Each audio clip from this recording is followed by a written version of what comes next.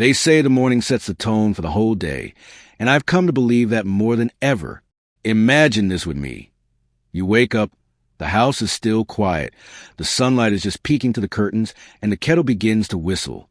That little cloud of steam carries not just warmth, but something close to secret, a secret that can nudge down blood sugar by almost 90% in less than 10 minutes.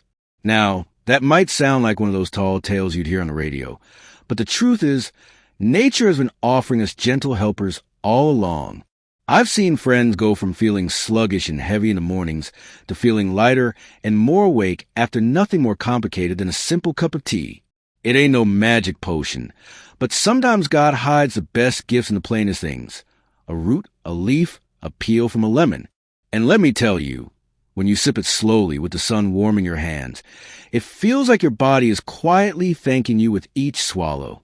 We spend years looking for complicated answers, but the good Lord often whispers them through the earth itself. I remember years ago, I used to reach for coffee first thing, strong enough to wake a mule. My hands would shake, my heart would race, and I'd crash before lunchtime. Then one day, out of curiosity, or maybe desperation, I tried something else. I brewed a cup of tea, plain and honest, and to my surprise, it didn't just wake me up gently, it kept me steady. No jitters, no sudden hunger an hour later. Just calm energy, like a steady horse walking down a quiet trail.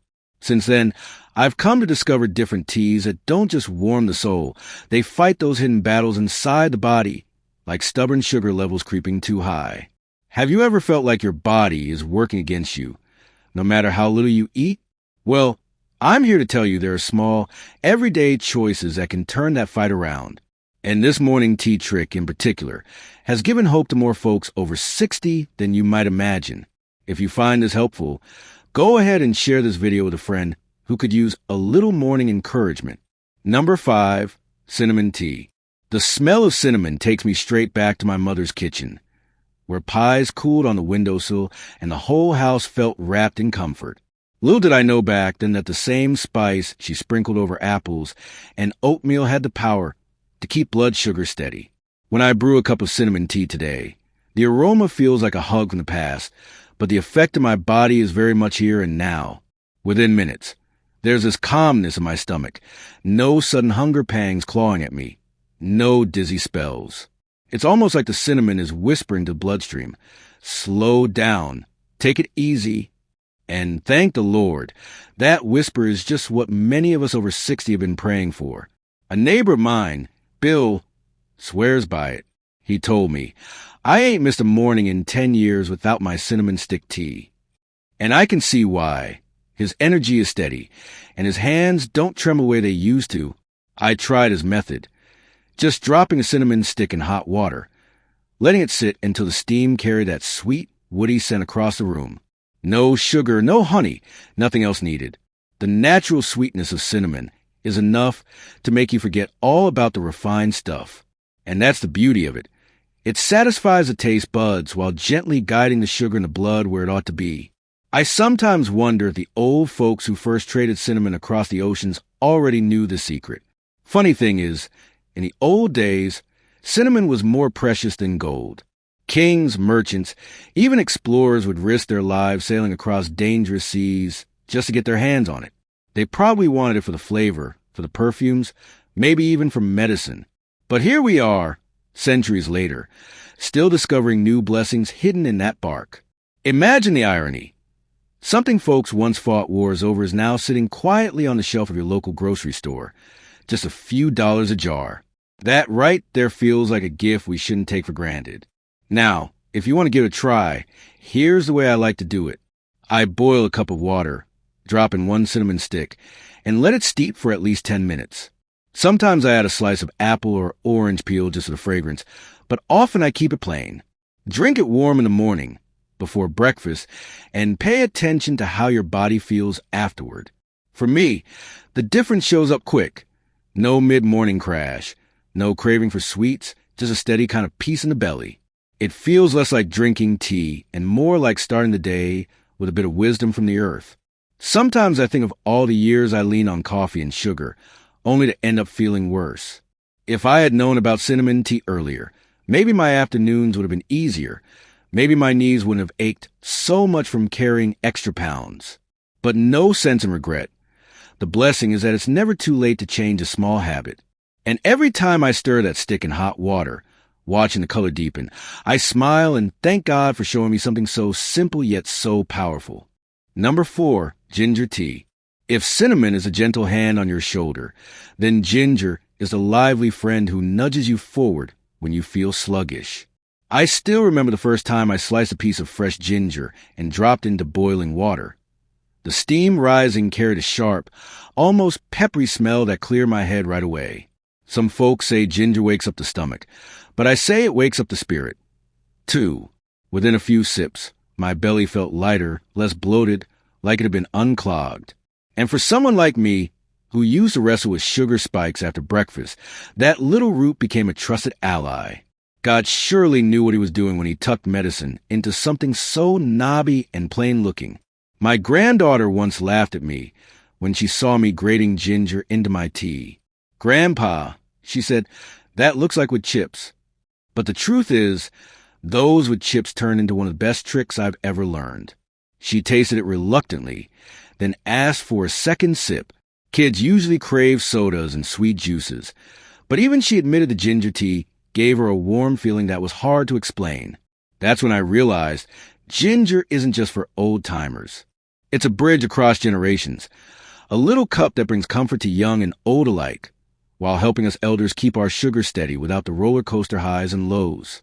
Long before it made its way into my kitchen, ginger was prized in Asia, used as both a spice and a healer. Sailors carried it on ships to fight off sickness, and healers prescribed it for just about everything, from stomach aches to fatigue. Isn't it something how traditions carry wisdom across centuries? Here we are in America, opening a grocery bag and finding the very same root that once crossed oceans to keep men alive.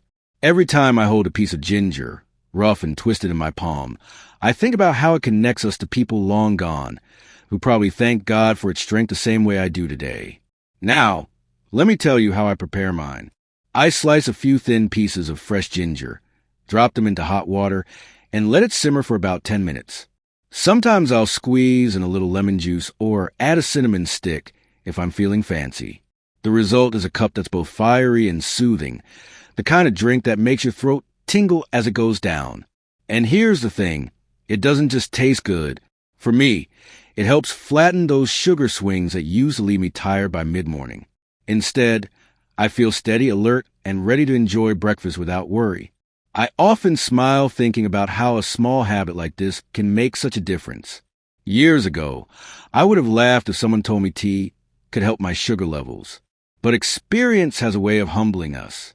Now, each morning when I sip that spicy warmth, I feel like I'm fueling my body with wisdom passed down through generations.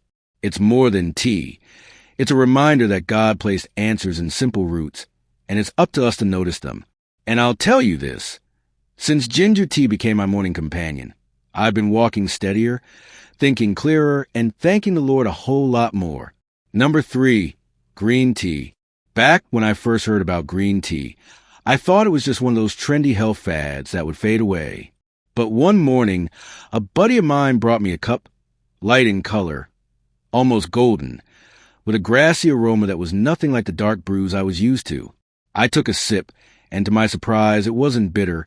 It was gentle, like a soft breeze across a meadow. Not long after finishing it, I realized something important. I didn't feel the usual crash that coffee gave me. Instead, my mind stayed sharp, my energy steady, and my sugar levels calm. That was the beginning of my green tea mornings, and I haven't looked back since. If green tea were a cowboy, it'd be the quiet type, the one who doesn't make a fuss, but keeps the whole town safe. No jitters, no sugar spikes, just a calm steadiness that carries you through the morning.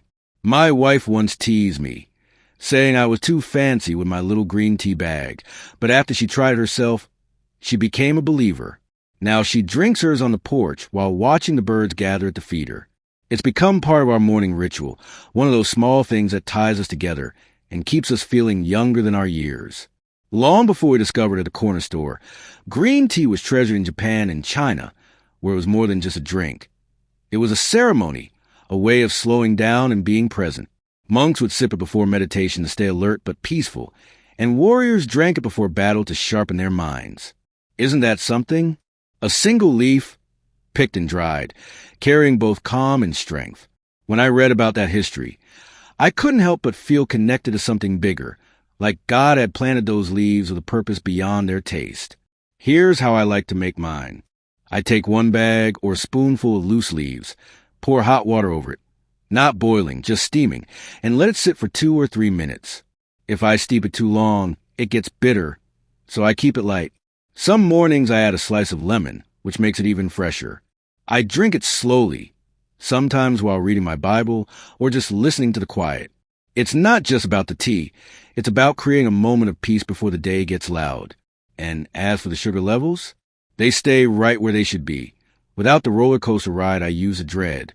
The best part about green tea is that it teaches patience. You don't gulp it down. You sip, you breathe, you take your time.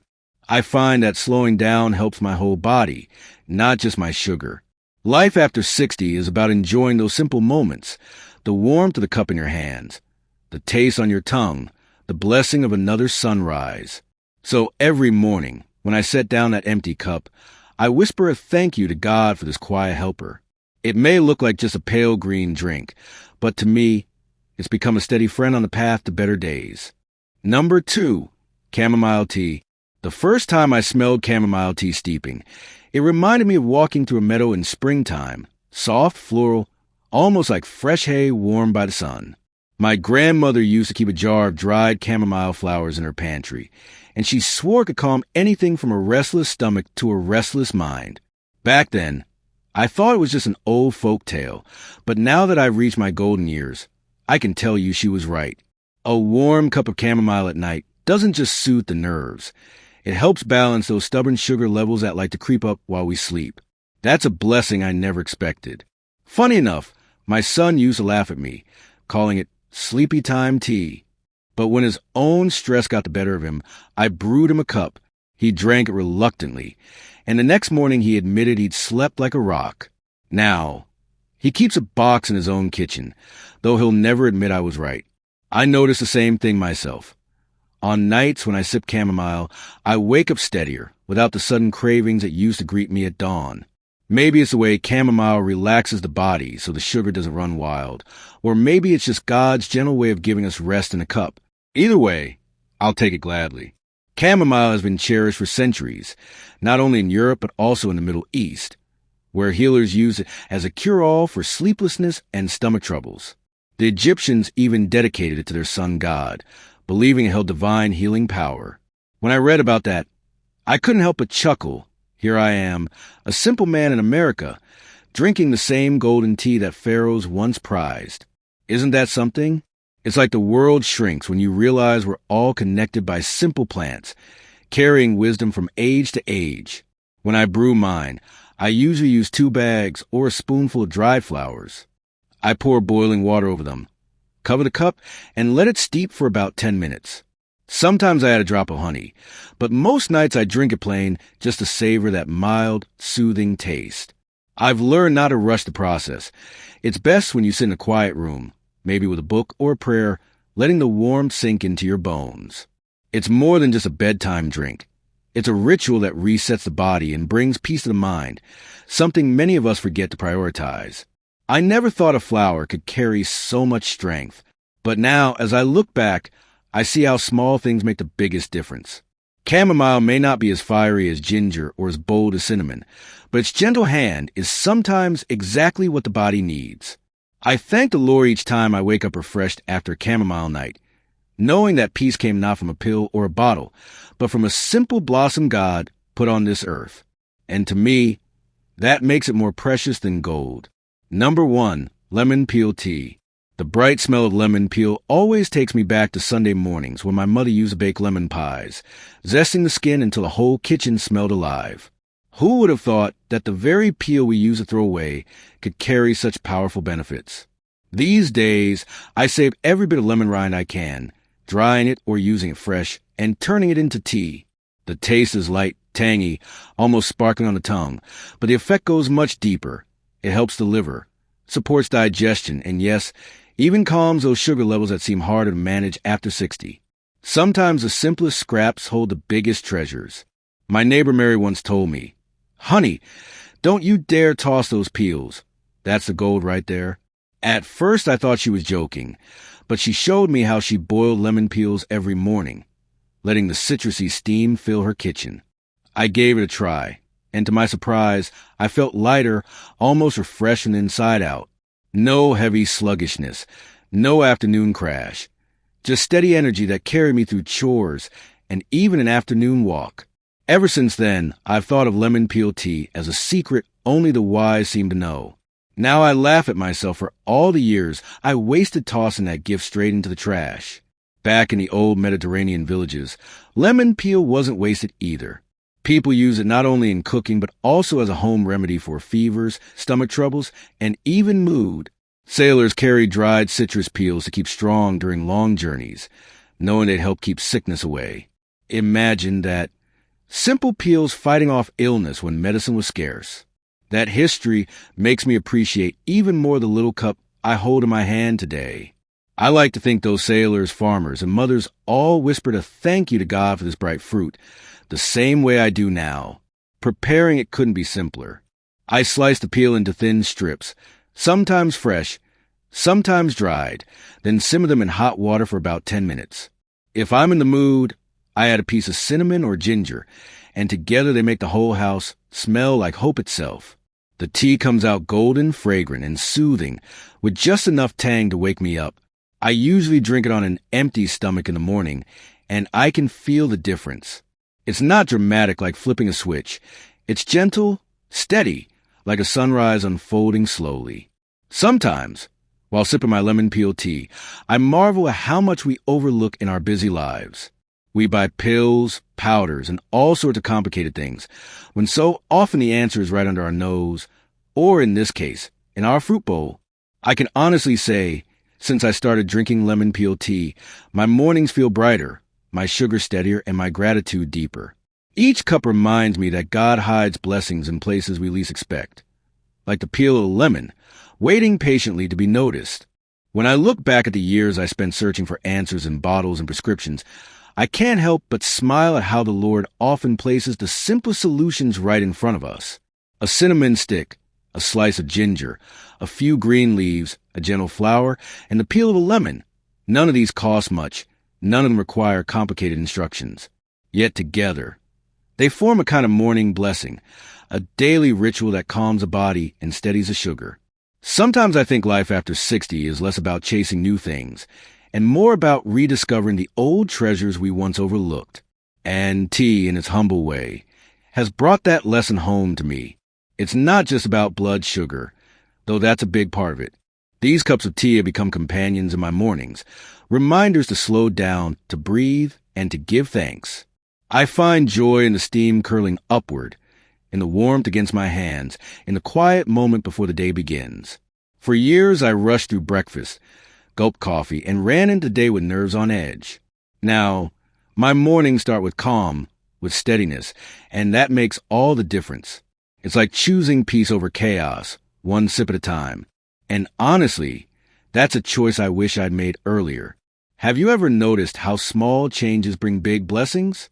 A simple cup of tea can ease your stomach, calm your nerves, and keep your sugar from spiking out of control.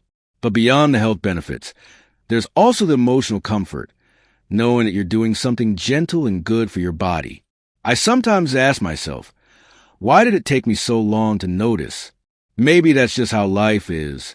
We stumble, we learn, and then, by God's grace, we finally see what's been waiting for us all along. The beauty of it is, it's never too late to begin. Now, I ain't no doctor, and I don't pretend to be. I'm just sharing what I've lived, and what's worked for me and folks I care about. If you're thinking about adding these teas to your routine, it's always wise to check in with your doctor, especially if you're on medication or have other conditions. Each body is different, and we've got to respect that. But if you get the green light, I can promise you'll discover not only better mornings, but also a deeper appreciation for the simple gifts God has placed within our reach. So here's my prayer for you, friend. May your mornings be calm, your sugar steady, your steps light, and your heart full of gratitude. May you find joy in the little rituals that carry you through each day. And may every cup of tea remind you that you are cared for, body and soul, by a Creator who hides blessings in roots, leaves, flowers, and peels. Take care of yourselves, share this gift with someone you love. And as always, God bless y'all.